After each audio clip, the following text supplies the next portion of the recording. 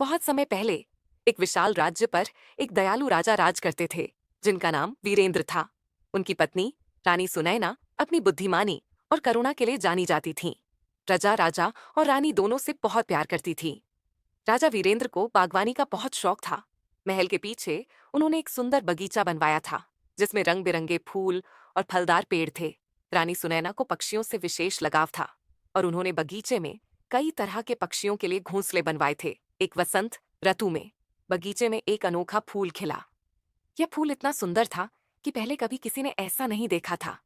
उसके पंखुड़ियों का रंग सूरज की किरणों जैसा सुनहरा था और उसकी खुशबू पूरे वातावरण को महका रही थी। राजा और रानी दोनों उस फूल को देखकर बहुत प्रसन्न हुए। दूर देशों से लोग उस अद्भुत फूल को देखने के लिए आने लगे।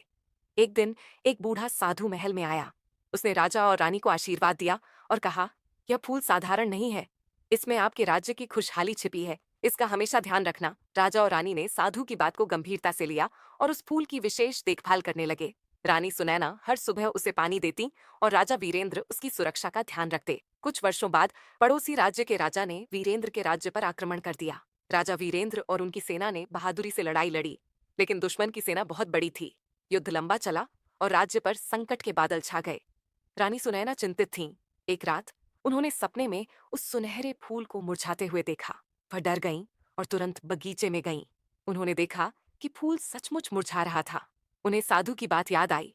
रानी ने तुरंत राजा वीरेंद्र को बुलवाया और कहा, महाराज, मुझे लगता है कि इस फूल का राज्य के भाग्य से कोई संबंध है।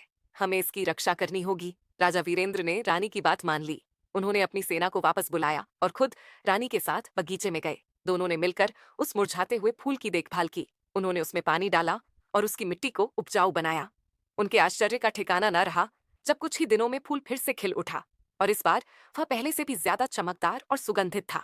उसी समय दुश्मन की सेना में फूट पड़ गई और वे अपना आक्रमण छोड़कर भाग गए। प्रजा ने राजा और रानी की बुद्धिमानी और उस अद्भुत फूल की शक्ति को देखकर जय जयकार की। राजा वीरेंद्र और रानी सुनैना ने हमेशा उस फूल का सम्मान किया और अपने राज्य की समृद्धि और शांति बनाए रखी। यह कहानी हमें सिखाती है कि प्रकृति में अद्भुत शक्तियां छिपी होती हैं और सच्ची देखभाल और प्रेम से बड़ी मुश्किलों का भी सामना किया जा सकता है।